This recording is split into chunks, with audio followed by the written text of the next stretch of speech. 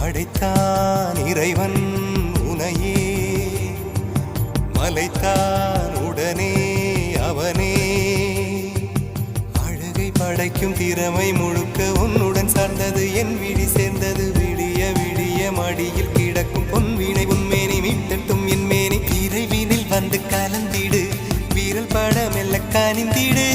உடல் மட்டும் இங்கு கிடக்குது, உடன் வந்து நீயும் உயிர் கொடு.